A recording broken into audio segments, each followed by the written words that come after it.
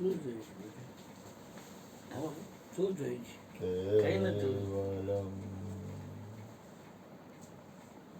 જ્ઞાનમૂર્તિ દ્વંદ્વાતીતં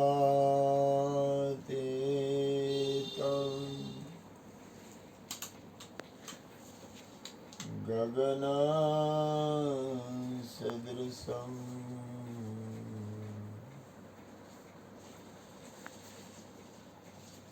તત્વમસ્યાદિલક્ષ્યम्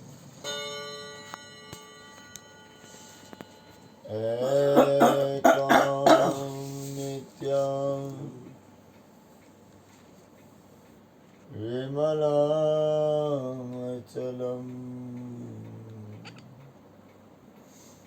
સર્વદી સાક્ષિભૂતम्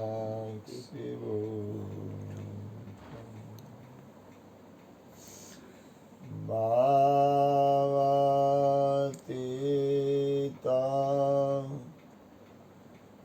ત્રિગુણરહિતં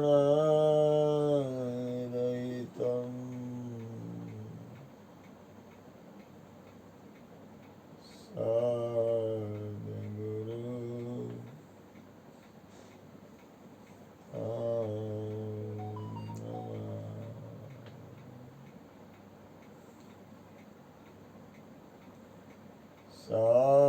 સદ્ગુરુ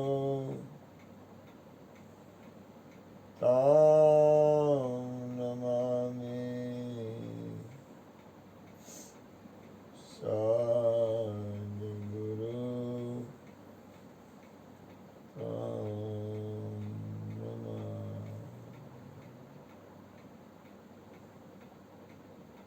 પ્રગટ ગુરુ હરિહર જીવન ઘટો ઘટ બોલનાર લાલ લાલ કહે હું ને મારું તને તો મળે નહીં તારણ મેરા મુझ में कुछ नहीं जो कछु है सो तेरा तेरा तुझको सौंप दिया अब क्या लगे बोलिए सदगुरु महाराज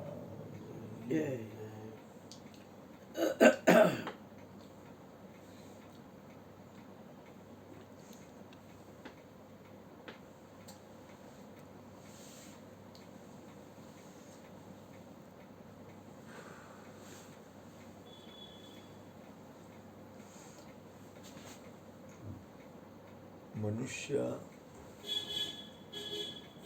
માનવ શરીર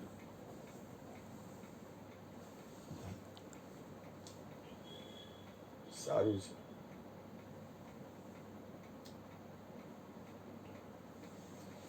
પણ માનવ શરીરમાં ઘણું બધું છે અને કાંઈ નથી.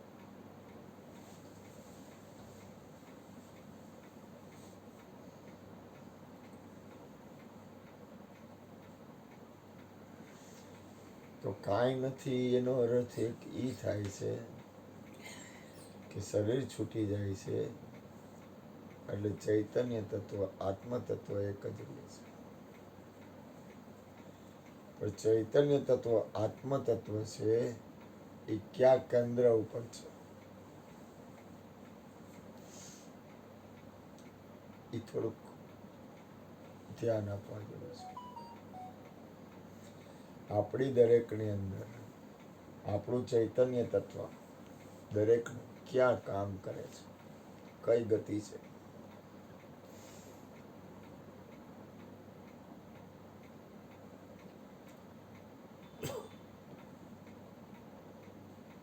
ત્રણ ગુણ છે પછી શરીરના 7 ચક્રો છે,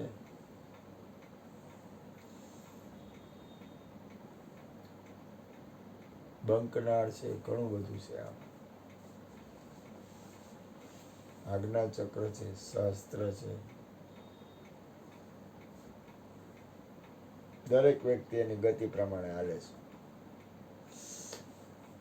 ઘણા બધા શરીરના કેન્દ્રો છે. કયા કેન્દ્ર ઉપર એની સ્થિતિ છે, પછી આગળ 3 ગુણ છે. કયા ગુણની હારે જોડાણ છે, એક ગુણનું ખંડન થઈ શકે એમ નથી. સત્વરજ કે તમ એ પણ યોગ્ય જ છે.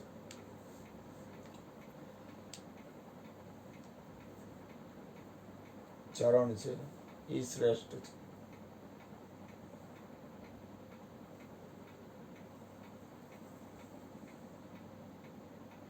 પણ ગુરુ કૃપાથી અત્યારે મારું ધ્યાન થોડુંક માથું છે ને, એ એક અદ્ભુત ગતિ છે. તો કે કઈ રીતે?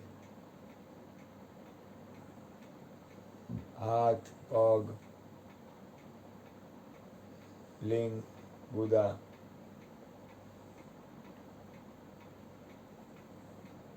એ કોઈ વસ્તુ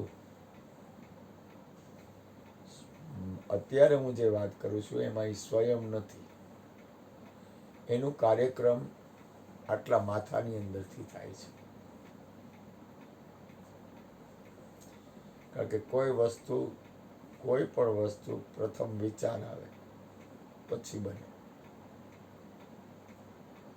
ક્રિયા માત્ર.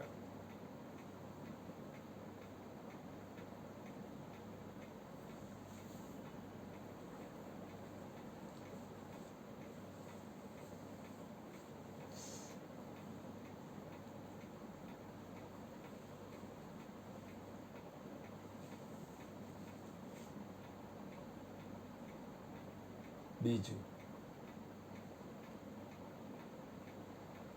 તમારા અંદર દાખલા તરીકે સદગુરુ છે, તો સદગુરુ પિંડ અને બ્રહ્માંડથી પર છે.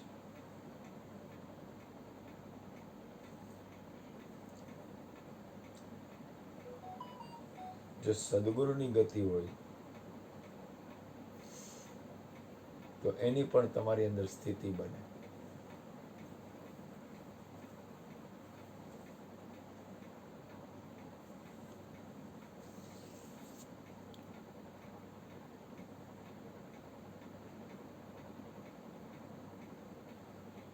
આપણે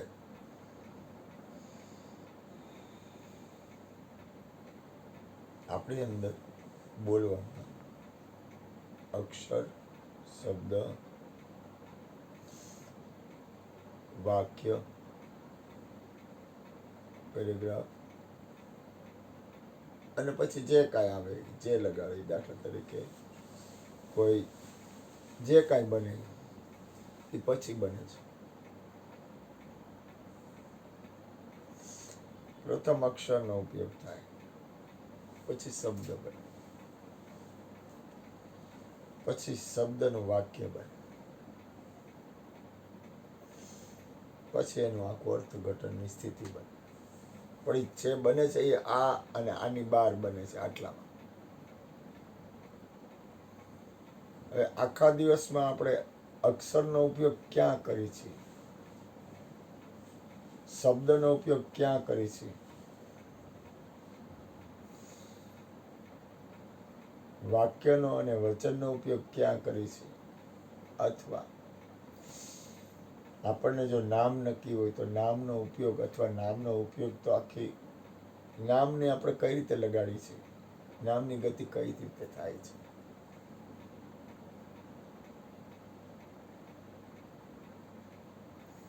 એના ઉપર મદાર છે.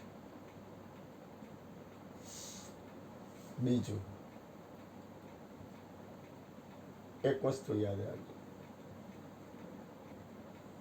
મનુષ્ય જીવન સુખ દુઃખ તો આવ્યા જ કરશે, એમાં કઈ છૂટકો નથી. બીજું એક વસ્તુ નક્કી છે,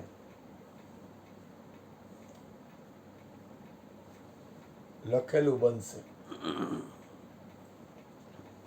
તમારી વ્યવસ્થિત પાકી જન્મોત્રી હોય અથવા જન્મોત્રી ન હોય, દાખલા તરીકે જન્મોત્રી ન હોય, પણ જે તમારા જીવનનું લખાણ છે એ પ્રમાણે એટલો ટાઈમ આપણું શરીર રહેશે, એ પાકું છે. જ્યારે જેટલી વાર જ્યાં અને જેમ અને જે રીતે લખેલું છે, એટલે ભજનમાં કહે છે, સાધુ ભાઈ રે લખ્યા નહીં તો મટે, જબ તાલ નહીં તો ઘટે, સાધુ ભાઈ રે લખ્યા નહીં તો મટે.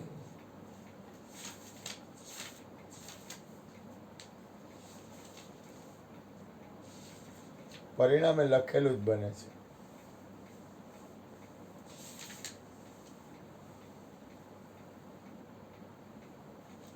એક વાક્ય મને યાદ આવ્યું હતું આજે.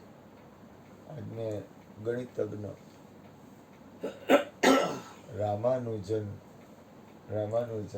નું ફિલ્મ જોયું હતું. એની આખી સ્થિતિ એટલી બધી સ્થિતિ સારી હતી કે એની અંદર ગણિતનું એટલું બધું જ્ઞાન હતું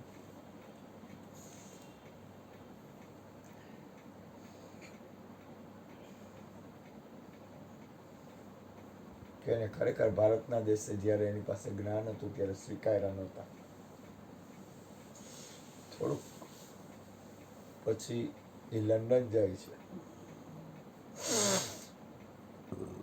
લંડનમાં એના જે ચોપડીમાં લખાણ હોય છે ગણિતજ્ઞ, એની પાસે એટલી બધી આઈસી જાગૃત હતી, કોઈ શક્તિની કૃપા હતી.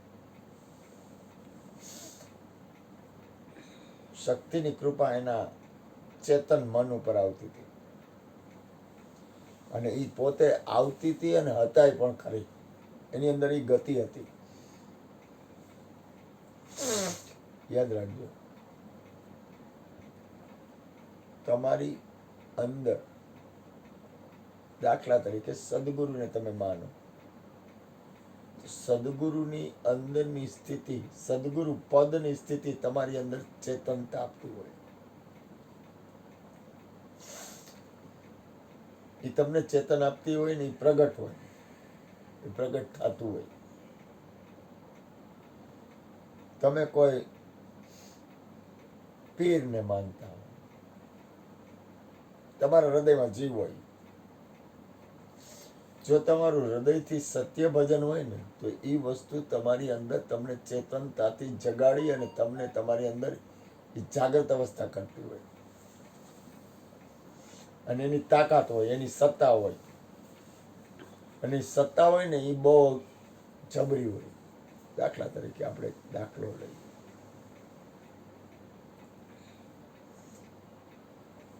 કોઈ પણ સંત મહાપુરુષનો દાખલો લ્યો, તો પ્રથમ તો એની કમાઈ હોય છે. ધ્યાન આપો, એની પૂર્વજન્મની એવી કમાઈ હોય છે. કબીરની પૂર્વજન્મની કમાઈ હતી, પછી એને ગુરુ મળ્યા. કમાઈ હોય એટલે એની ગતિ છે ને, એ ગતિ આખી ફરી જ જાય. એની ગતિ છે ને, એ લૌકિક વાતાવરણથી અલગ થઈ જાય. લૌકિક વાતાવરણ એટલે કે એનો સમય, એનું જીવન અને એની સ્થિતિ થોડીક ફરી જાય. થોડીક નહીં, આમ તો ખરેખર પૂરેપૂરી ફરી જાય. જેવી એની ગતિ, જેવો એનો પ્રેમ, જેવી એની સ્થિતિ.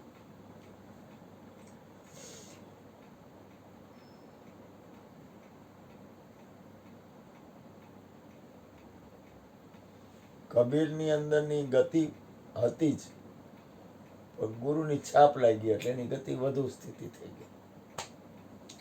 એમ આપણે દાખલા તરીકે એક પછી એક દાખલા થોડાક લઈ તો રમણ ને મહર્ષિ નું પદ લાગે.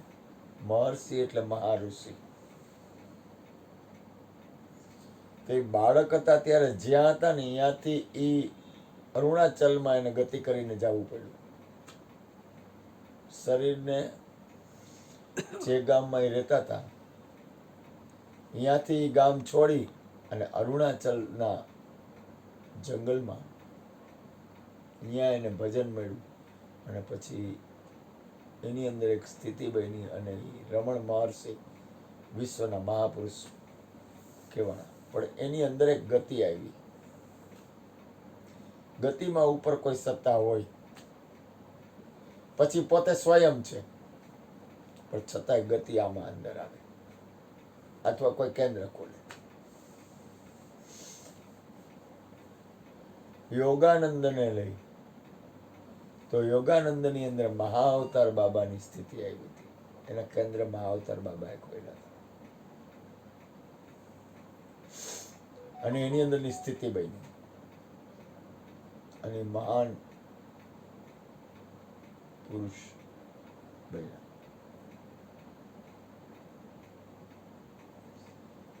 રામકૃષ્ણ પરમહંસ લઈ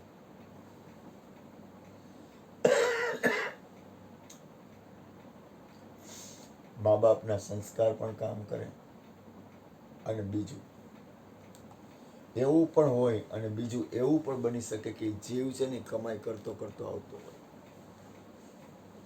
એની કઈક કમાઈ હોય પૂર્વજન્મની અથવા કોઈ સદગુરુ સંતની. બધું ભેગું થાય. રામકૃષ્ણ પરમહંસ એની સ્થિતિ ખરાબ હતી. ખર્ચો નીકળવામાં તકલીફ હતી, પૈસાની. મહાપુરુષોને પૈસાની તકલીફ રહી છે એવું મેં લગભગ ઘણી જગ્યાએ જોયું. કબીરની સ્થિતિ હતી, રામાનુજાચાર્યની સ્થિતિ હતી, વિવેકાનંદની સ્થિતિ હતી, રમણ મહર્ષિને ઘરમાં હતા ત્યારે થોડીક સ્થિતિ એવી હતી, વિવેકાનંદ રામકૃષ્ણ પરમહંસની તકલીફ હતી. અને એ તો પૈસા અને સ્ત્રી બે થી બહુ અલગ રહેતા. એ રામકૃષ્ણ પરમહંસને પરમાત્માની રચના છે ને એ તમને નચાવે છે,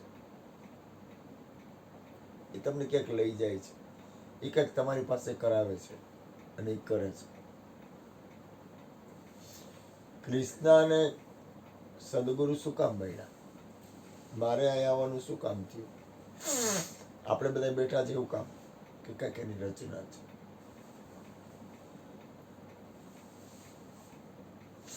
કાંઈક છે એટલે આપણે ભેગા થાય છે. કોઈ ગતિ કરાવે છે. નહીંતર ભૂપેનભાઈને અહીંયા આવવાની કઈ જરૂર જ નથી. એને ઘર બહાર છોકરા ફરવાનું બધું છે, અહીંયા આવવાની જરૂર કઈ છે નહીં. એને કઈ જરૂર નથી એમ. અહીં કઈ આપણે હું એને કઈ પૈસા દેતો નથી. કૃષ્ણ કદાચ આપે, પૂનમ કે બીજ હોય બધાને 500 આપે તો આપે, હું એને 500 આપતો નથી. તો એને અહીંયા આવવાની કઈ જરૂર નથી. એને કઈ ઘરમાં ખાવાનું ખૂટતું નથી, એને પાસે રૂપિયાને કઈ તૂટો નથી, એને કઈ માગવાની જરૂર નથી, એને કઈ કરવાની જરૂર નથી. શું કામ આવે છે? અહીંયા આવવાની જરૂર શું છે? એને કોઈ ગતિ કરાવે છે, કોઈ એને પ્રેરણા કરે છે. એની ગતિ નથી, કોઈ પ્રેરક છે. ચાહે મા બાપ ને ગુરુ હોય અથવા એની કમાઈ હોય અથવા કાંઈક એવું હોય. એને ક્યાં કાંઈ જરૂર છે? ખાવાનું મળી જાય છે, ઘરમાં કાંઈ તકલીફ નથી, કોઈની પાસે હાથ લાંબો કરવો પડે એમ નથી. એને ક્યાંય જવું હોય તો જો એટલા પૈસા મળી જાય છે, જ્યાં જવું અહીંયા ફરી શકે છે, હરી શકે છે. બધી રીતે કાંઈ દુઃખ છે જ નહીં એ કઈ રીતે, શરીરનું, આર્થિક, માનસિક કે શારીરિક. તો અહીં હું કામ આવે છે? હું તો એને કાંઈ દેતો નથી, પણ મા બાપ અને ગુરુ અને બીજું એની કંઈક એવી સ્થિતિ હોય અથવા એનું ઘર છે, પણ એને જરૂર નથી આ ઘરની, પણ છતાંય આવે છે, કારણ કે એનો અધિકાર છે. બીજું, અધિકાર કરતાં એને કોઈ પ્રેરણા કરે છે. કોઈ એવું તત્વ છે, કદાચ એની કમાઈ હોય, મા બાપની હોય, ગુરુની હોય કે ભાઈની હોય કે કોઈની હોય, ગમે એની હોય, એ એને પ્રેરણા કરે છે એટલે ઈ આવે છે. સાધન પછીના ગુણ છે, પછી જે કઈ ક્રિયા થાય એ ગુણ છે, પણ કોઈ એવી સત્તા છે જે આપણને પ્રેરણા કરે છે, એટલે આપણે હરિગુરુ સંતોનો સંગ કરીએ છીએ. સત્પુરુષોનો સંગ થાય છે એની પાછળની કાંઈક કોઈ એવી પ્રેરણા છે. આગળ આજે મને થોડુંક એવું ધ્યાન આવ્યું હતું કે આપણે આખા દિવસમાં કેટલા અક્ષર, શબ્દ, ક્યાં ક્યાં કઈ રીતે ઉપયોગ કરી છે એનું ધ્યાન રહે. આખા દિવસમાં ઉપયોગ તો અક્ષર, શબ્દ, વાક્યનો થાય છે. ખરેખર તો આ વસ્તુ મહત્વની છે. તો આખા દિવસમાં આપણે એનો ક્યાં, કઈ રીતે અને કેમ અને કેટલી રીતે, કઈ રીતે ઉપયોગ કરી છે ખ્યાલ રહે. આપણે જાગૃત રહીએ છીએ આખા દિવસમાં ક્યાં, કઈ રીતે, કેમ અને કેનો હું ઉપયોગ કરી છે. તો કે એવું તમે કાં બોલો? તો કે નરસિંહ મહેતા ને રાધે ગોવિંદ નક્કી થઈ ગયું. એ રાધે ગોવિંદ જ બોલતા. રાધે ગોવિંદ, રાધે ગોવિંદ, રાધે ગોવિંદ. એને એક સાધુ પુરુષ, એ મૂંગા હતા, બોલતા નહોતા, એને વાણી નહોતી નરસિંહ મહેતા, પણ એની અંતરાત્મા એવો હતો કે ક્યાંક ભજન સત્સંગ થાય અથવા કાંઈક એવું વાતાવરણ અહીંયા વયા જતા. અને એમાં એકવાર એક ભજનમાં બેહી ગયા અને માં વાટ જોતી હતી. માં ગોતવા નીકળી, ક્યાંય ગયો મારો દીકરો. એમાં એને ખબર પડી કે સાધુ પુરુષ પાસે બેઠો છે. એટલે માં કે મહારાજ આ બોલતા નથી, અને વાણી નથી, આ મૂંગો છે, મને ઉપાધિ થાય.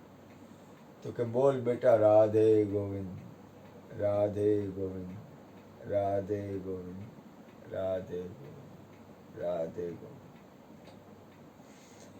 એને એ નામ સિદ્ધ થઈ ગયું.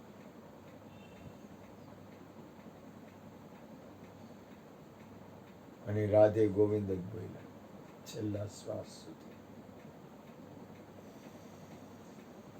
એને અક્ષર અને શબ્દનો અહીંયા ઉપયોગ કર્યો. એની અંદરની સ્થિતિમાં શિવજી પણ મળ્યા અને શિવજીએ રાસનું દર્શન કરાવ્યું. એના અંદરના કેન્દ્ર ખુલી ગયા.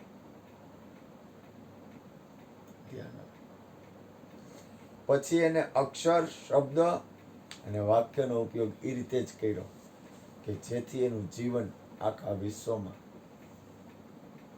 નરસિંહ મહેતા જુનાગઢનું એવું કહેવાય. આગળ મને એની હારે હારે એક બીજો વિચાર આવ્યો. આખા દિવસમાં આપણે કેટલા અક્ષર, શબ્દ કઈ રીતના સાંભળીએ છીએ એ ધ્યાન રહે ખરું? આપણે સાંભળી પણ છીએ. જેમ આપણે બોલી છીએ એમ આપણે સાંભળી પણ છીએ. તો આપણે આખા દિવસમાં કેટલા અક્ષર, શબ્દ, તમને જેમ હેલું પડે એમ ગોઠવી લેજો. હું કહું એમ ગોઠવવાનું નહીં. વળી એમ કહો કે આ અક્ષર બોલે, શબ્દ બોલે, નામ બોલે, આમ બોલે, વાક્ય બોલે. તમને હેલું પડે એમ ગોઠવી લેવાની છૂટ તમને. મને અંદરથી જે સ્ફુરણ થાય એ હું કહું. કારણ કે આ સાંભળતા હોય ઘણા જ્ઞાની પણ હોય વધારે પડતા. હું તો કાંઈ એવો બધો સેન્સા નથી. એટલે કોઈક બહુ મોટા સેન્સા હોય તો હું ટૂંકો પડું ને, કારણ કે મને કાંઈ ખબર નથી. હું તો ખાલી આવેશ પૂર્ણ થાય એ કહું તમને. સારું લાગુ એ લેવાનું, બીજું નાખી દેવાનું. કારણ કે યુટ્યુબમાં ઘણાય જોતા હોય, પછી એમ કે આ બુદ્ધિ વગરનું છે. તો એવું મનામાં નથી એ રીતનું. મને સ્ફુરણ થાય એ પ્રમાણે હું સત્સંગ કરું. એટલે આખા દિવસમાં કેટલા અક્ષર, શબ્દ, વાક્ય, નામ એ આપણે કઈ રીતના સાંભળીએ છીએ એમાં આપણું ધ્યાન રહે.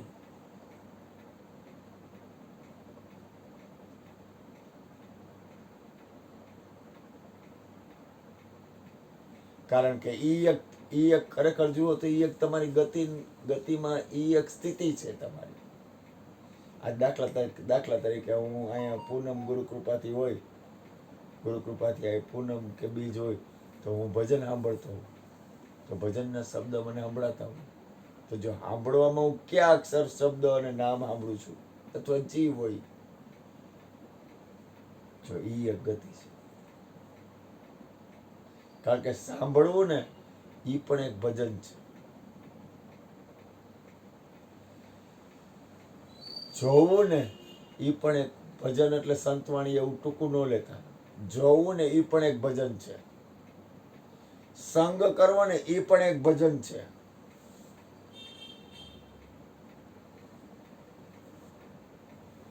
એનો આપણે કઈ રીતે ઉપયોગ કરીએ છીએ? પેલા તમારી અંતર્ગતિની સ્થિતિ જ્યાં સુધી જાગ્રત અવસ્થાથી નહીં થાય, થોડુંક ખોટું. એક મહાપુરુષ હતા, કદાચ શ્રીમદજી, કદાચ કહું શ્રીમદજી અથવા કોઈ પણ મહાપુરુષ.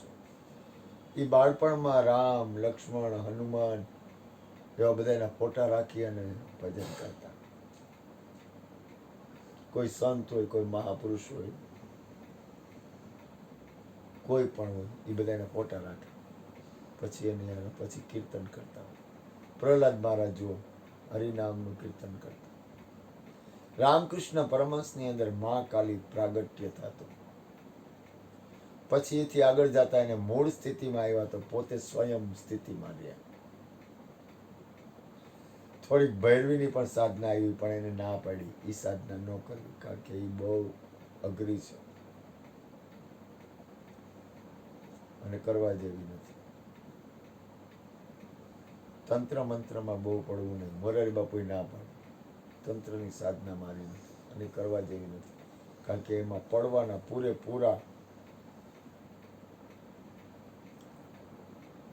પૂરેપૂરા સંજોગો છે. કોઈ પણ સિદ્ધિ, તંત્ર, મંત્ર તો સત્ય છે ગુરુનું આપેલું, પણ તંત્ર વિદ્યા તો બહુ અઘરી છે, બને ત્યાં સુધી ન કરાય. ભગવાન બચાવે, આપણને લાજ રાખે ગુરુ મહારાજ. અને રામકૃષ્ણ પરમહંસની અંદર કાલી પછી એની અંદરની જ્યારે મૂળ સ્થિતિ બંધાઈ ગઈ, પછી પોતે સ્વયં પરમહંસ, એનું નામ લાગ્યું પરમહંસ. પછી એને અનંત સાધનાઓ કરી. હનુમાનની સાધના કરી તો પૂંછડું ઉગી જતું. કાલીની સાધના કરી તો એને છાતીમાં દૂધ અથવા સ્તન અને યોનિનું રૂપ બની જતું પોતે. પછી રામની સાધના કરી તો રામ રૂપ બની જતા. કૃષ્ણની સાધના કરી તો કૃષ્ણ રૂપ બની જતા. એને અનંત પ્રકારની સાધના કરી અને તમામ સાધનામાં એ પૂર્ણ સ્થિતિ થઈ, એટલે એને પરમહંસ લાગ્યું. ચૈતન્ય મહાપ્રભુ પૂર્વના હંસ હતા. એમ કે છે કે કૃષ્ણ રૂપ હતા. એમને એવું ભજન કર્યું, એવું કીર્તન કર્યું ને એવું નાચ્યા પરમ તત્વ પરમાત્માની અંદર, એવું નાચ્યા કે પરમ તત્વ પરમાત્મા બની ગયા. આખા વિશ્વમાં હરે કૃષ્ણ કૃષ્ણ કૃષ્ણ હરે હરે, હરે રામ રામ રામ હરે હરે. જો અક્ષર અને શબ્દ અને નામનો એનો ઉપયોગ કર્યો ક્યાં, તો કે આમાં એની મૂળ સ્થિતિમાં, એની અંદર આ વસ્તુને ચેતન બની. સંત જ્ઞાનેશ્વરને લેવામાં આવે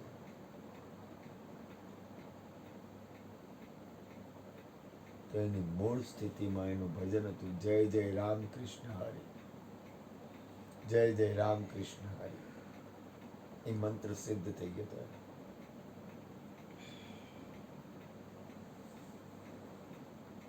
એને ગેનીનાથ ને કૃષ્ણ. ગેનીનાથ નિવૃત્તિનાથ એને નિવૃત્તિનાથના ગુરુ કોણ? એ ગેનીનાથ. એને એના ભાઈ ગુરુ બન્યા હતા. અને પછી એને મળ્યા હતા જંગલમાં ગેનીનાથ. નાથ સંપ્રદાય. પણ એને ગીતાજી એનું જ્ઞાન, પૂર્ણ જ્ઞાન એની અંદર પ્રાગટ્ય થયું અને પૂર્ણ સ્થિતિએ પામ્યું. અને આજની તારીખમાં પણ એ શરીર સહિત દર્શન આપી શકે એટલી બધી પરાકાષ્ઠા એવી વજન હતું. એને નામ જ નક્કી હતું કે બોલે ઈ સત, બાકી બધું ગપ.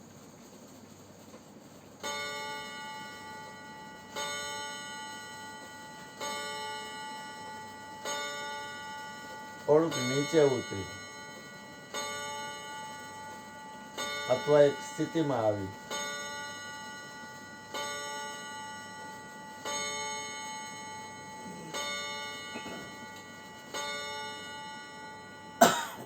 તો કૃષ્ણ અને સંતો મહાપુરુષોનું અને ગંગા સતીનું કેવું થાય અને અકલ સાહેબનું પણ કેવું થાય કે લગ્ન તો વચન આયરે કરવાનું.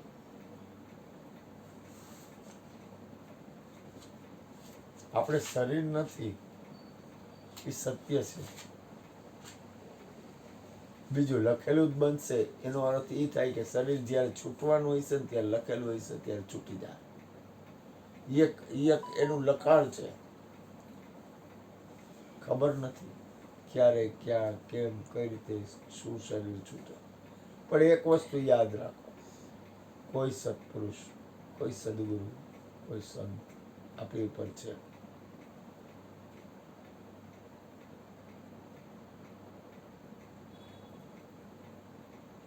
અને આખું બ્રહ્માંડ રહ્યું એનો સ્વીકાર પણ કરવો પડશે, ખંડન પણ નહીં થાય અને છે નહીં એ પણ સત્ય છે.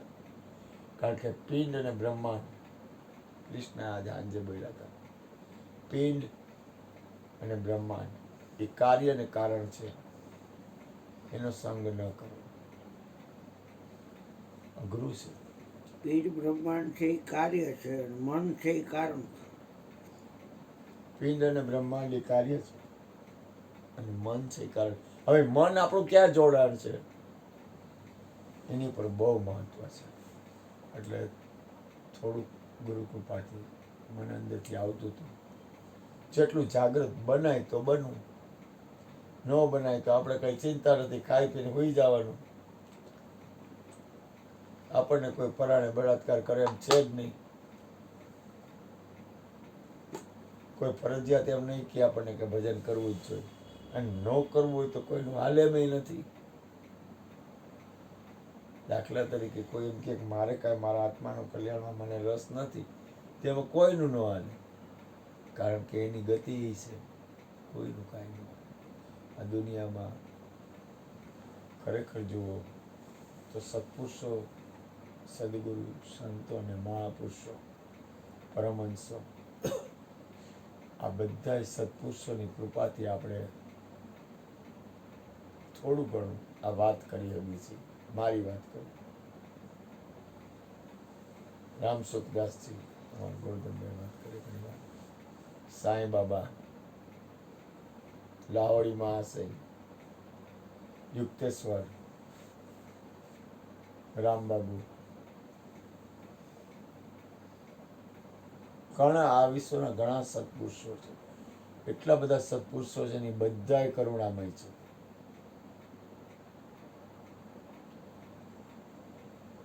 મારો નાથ દરેકનું મંગલ કરે, દરેકનું કલ્યાણ કરે, દરેકનું ભલું કરે અને એનેથી અનંત જીવોનું કલ્યાણ થાય એવી પરમાત્માને પ્રાર્થના. અને થોડોક ગોરધનભાઈને કહું, થોડોક સત્સંગ આપો, તમને મોજ આવે એવો, તમને ગમે એવો અને તમને અનુકૂળ લાગે એવું.